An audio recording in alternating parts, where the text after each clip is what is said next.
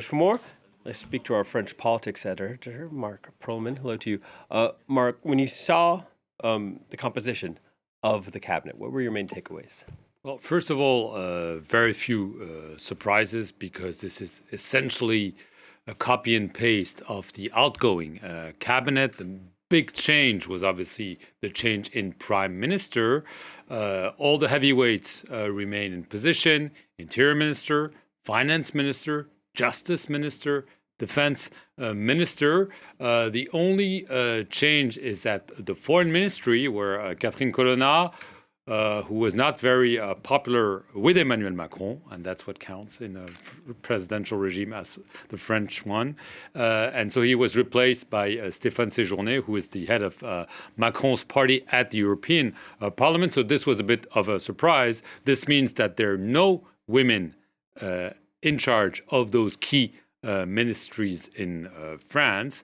There are women in charge of important ministries. The only thing that we've seen is more ministers, several ministers come from the right. Catherine Vautrin was appointed to an important and large ministry of labor and health.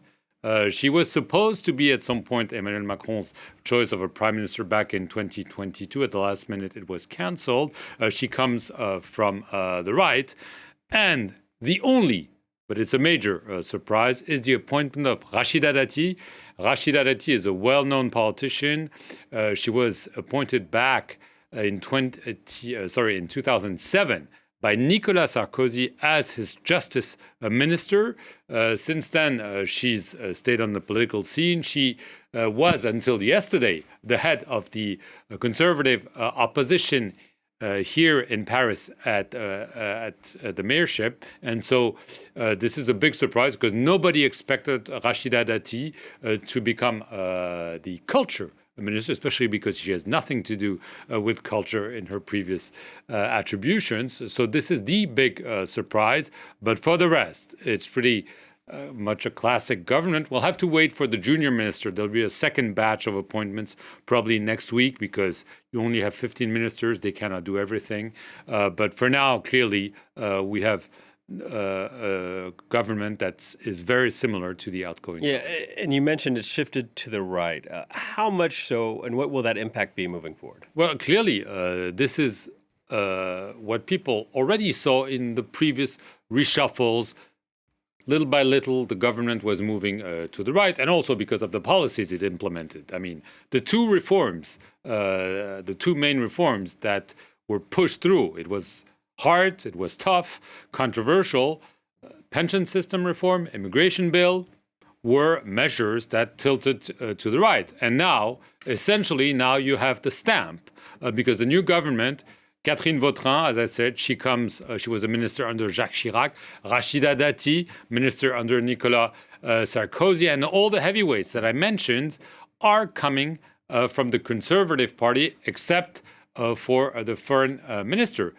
And if you add to that, several of the ministers from Macron's left wing, it's a relative left wing, but still, Clément Beaune, who was the transport minister, is out.